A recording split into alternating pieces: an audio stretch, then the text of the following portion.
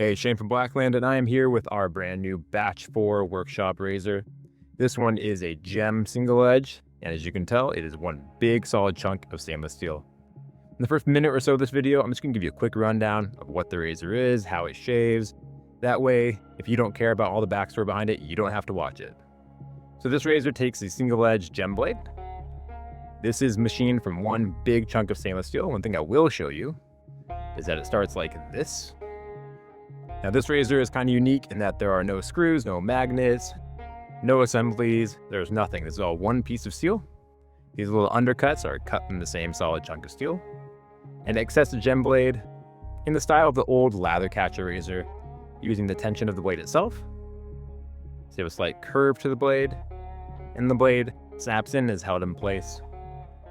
This razor shaves in the middle of the spectrum, not too efficient, and not particularly mild, kind of right in the middle there. We're going to limit this to around 120 pieces, and that final quantity be listed on date. Now, if you don't know much about the workshop, the way workshop batches work is that we have a limited quantity, and when they sell out, they sell out. We'll announce a few days before the launch, so probably come with this video. By the time this video is published, we'll have the exact launch date, price, you'll be able to check out everything with this razor. Now, for those who care more about behind the scenes, let's get into it. All right, with every workshop razor, we want to try to experiment with something, either the design itself or some sort of machining technique or finish or a material. In this one, we really wanted to challenge ourselves to see what could we make with just one piece of steel. And we called upon, this is some great innovation we came up with. This is based off a century-old design called a lather catcher that would basically use the blade itself and tension the blade that would hold it in place. So we just kind of stole that. But what we did do that was unique is we decided to make it from one piece of steel. And I want to show you what that looks like. Batch 4 starts like this. It's one big chunk of stainless steel. And we take 3 operations. The first operation actually turns it into this. So you can see we get the profile done, we get one side of the handle done, and then we machine the back side here to get our full handle profile, and finally we machine the head itself, and you wind up with this razor. And that obviously presented a lot of manufacturing challenges, but also represented a lot of design challenges, particularly with this really unique handle.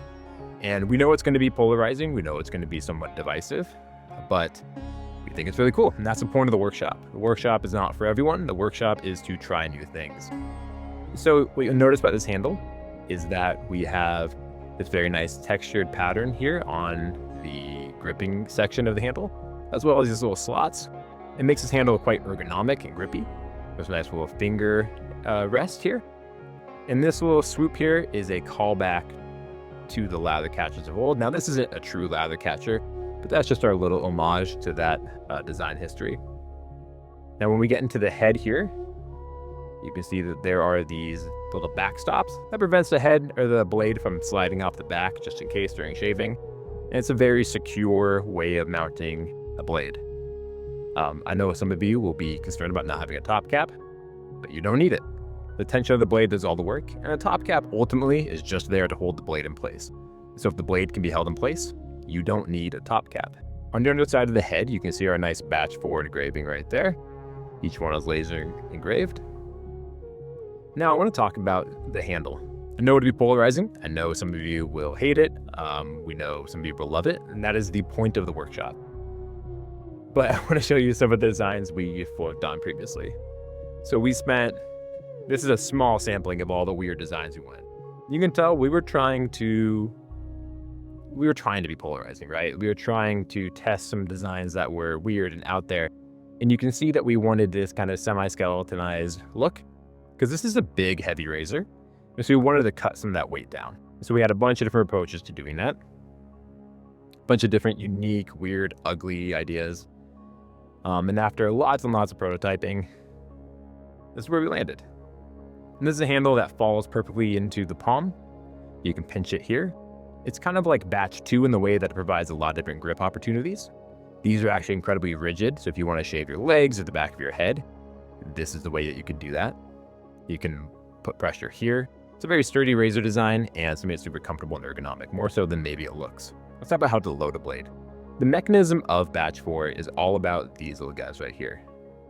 It's hard to show on this camera, but there are undercuts here on either side, and they hold the blade in place. This step back here lifts the blade up, giving it tension. So when you want to load a blade, you first slide it under those little bumps. When it's in place, it's starting to slide, you just push until it clicks. Once it's clicked in, the backstop there is going to hold it in place, preventing it from sliding backwards. And the blade guards in the front are going to prevent it from going forward. There's no lateral play. And you can also see a nice little Easter egg here in the very center, where we have a little 004 that you can see when the blade is fully loaded. And this might look a little intimidating, but this razor is not particularly aggressive or blade forward. It's kind of right down the middle. We wanted this to be a razor that everyone can use. Frankly, the focus of this razor is not in the shaving performance. It performs quite nicely, but a lot of razors shave nicely. This razor is about design, and it's about manufacturing processes. We didn't take the shave for granted by any means, but we also weren't trying to change the game with shave performance. We're trying to change the game with razor design, and that is the different goal. When you want to remove the blade, you just lift from the back. There's this convenient cutout where you can access the spine of the blade. And with one finger, you lift up. And with another finger, you kind of pull on that spine until it starts moving. And once it's over that backstop, you can pull it clear. So it's quite easy to do. Push in till it clicks, lift, and pull back till it's free. That's it. It's a very easy, simple function. There's nothing to wear out, nothing to break. This is a design that we are proud of. It was a lot of work. Like every time we make a novel design in the workshop, we always wind up kind of maybe regretting it at some point when the work is just as much as it would be to have a full production product. And so for that reason, we are actually rethinking a little bit the way we do workshop. We're gonna have 120 of these available. That's a pretty good amount. It's not a huge number for us, but it's enough that we don't think it'll sell out immediately. We could be wrong, and we would be happy to be wrong, but we are shifting to a model on the workshop where for something like this, it requires a lot of effort, a slightly larger quantity that makes it worth our effort and allows more people to enjoy the product is something that we are moving towards. And so we are kind of going to be okay with the workshop not selling out immediately, and maybe it'll take days or weeks to sell out. And that's something that we are okay with for some products. Sometimes we'll produce things that we expect to sell out the same day, but a product like this, we want more people to be able to get it. So that is batch 4. I want to hear what you think, and I want to hear what you think we should do for batch 5.